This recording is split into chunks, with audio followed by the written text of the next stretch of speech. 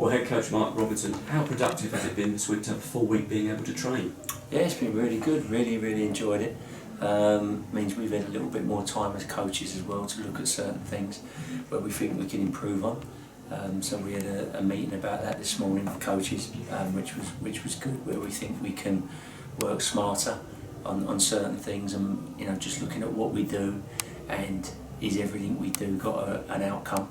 Because sometimes you can get caught in that sort of wheel of just doing things and really it's not having a positive outcome or the outcomes you need. So it's give everyone a little bit more time, as well as putting sessions together with the players and working on areas where we feel that we need to improve. So it's been good, yeah.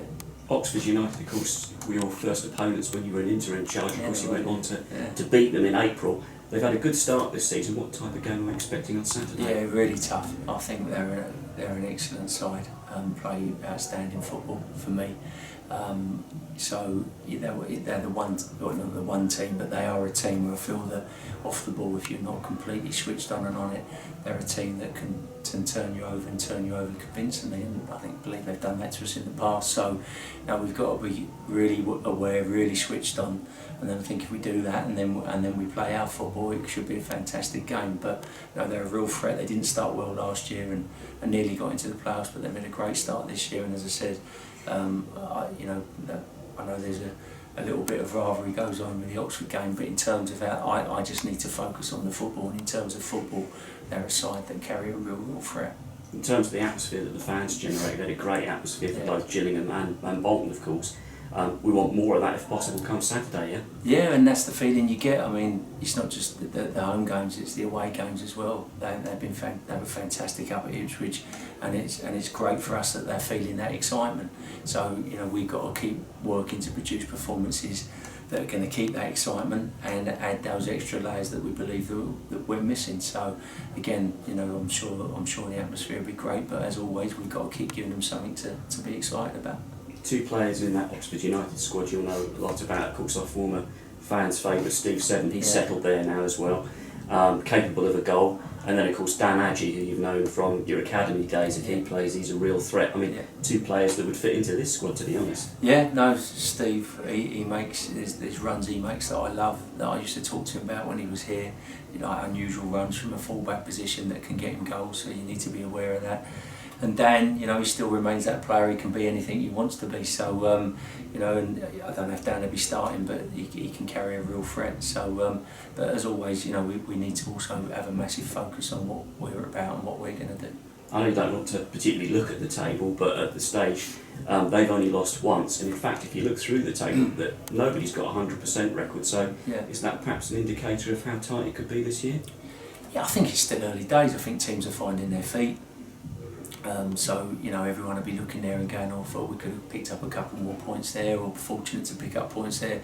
So I think everyone's finding their feet, but I think you can see from last year that they're a side that would expect to be up there and will want to be up there, and they've added to that squad as well. So I think I don't think there's any real key indicators. I think there's teams who haven't had the start they wanted, who end up finding their feet as well. So my main focus is just on us and where we are, and where we are is a team that's had a decent enough start, but we're still very much in work in progress and lots of things to improve on. Of course, it could have been a game that could have been called off due to international call-ups, but which is nice to have recognition. But of course, Dapo's staying with us, yeah? Yeah, Dapo stayed with us due to the country. They were due to travel and being in the red zone, and there was criteria where Dapo didn't have to go and Dapo wanted to stay. So we kept Dapo, and Henry was on standby. He wasn't in the squad. He was only on standby.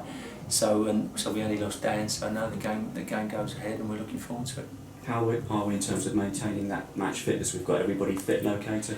We've got a few little niggles. Iob has got a little niggle, so we need to see how he is. Mac has had a little niggle, so we've had to, and Shay, but they're nothing major. They're just niggles, and this is what I've tried to explain to people about the rotation with the young players. As I said before before I brought Iob into the first team, he hadn't played men's football at this level. So even last year playing the 11 games on the spin, and he's played in most games Saturday, Tuesday. They're young men. Some of them, their skeletons not even fully developed. So we've got to be wary of that, because if we're going to stay strong for 52, 54 games, if we have a great season, 56 games, we need to be wary of that. We don't want people breaking down on us, and we want people to be able to go at the same intensity.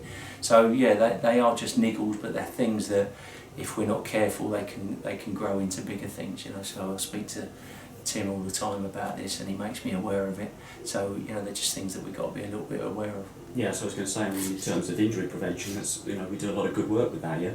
Yeah, and we built a squad where we've got 21 excellent players that I feel our levels don't change. I know people have said, the level performance might dip. The performance against Northampton was nothing to do with rotation. It was just us not dealing very well with their style of play, and there was things that we needed to implement on them so that we got our rhythm that we just didn't do well enough. It was nothing to do with the players. It was the same team that went out against Charlton and put together 14 passes and put the ball in the back of the net. So it's got nothing to do with that. It was more about us coming up against a style and not adapting well enough, and that happens. I think if you watch Northampton play a lot of teams, I don't think you'll come away from many of their games going it was a classic, because they make it very difficult for teams.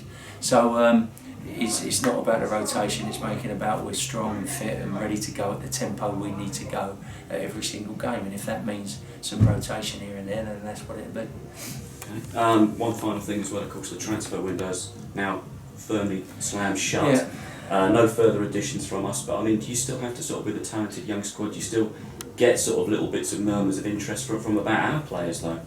You keep an eye on that obviously, and I get that fed from the recruitment team where there might be interest, but as far as I know, all our players are fully focused on what we're doing. I wanted to add another player in a certain position, but we didn't have the funds to do it, so that is what it is. It's not an issue at all. I work well when I know what I'm working with and I've got a focus, but the good thing was we had a lot of players put our way, an awful lot of players put our way, which is a good thing. Players of good calibre. We didn't have the money to take them, which is but it is what it is. But the fact that clubs are coming to us and asking us to take players is a real positive. So on this occasion we couldn't do it because of finances, but as I said, we're really happy with the squad we got, so we're fully focused on what we need to do.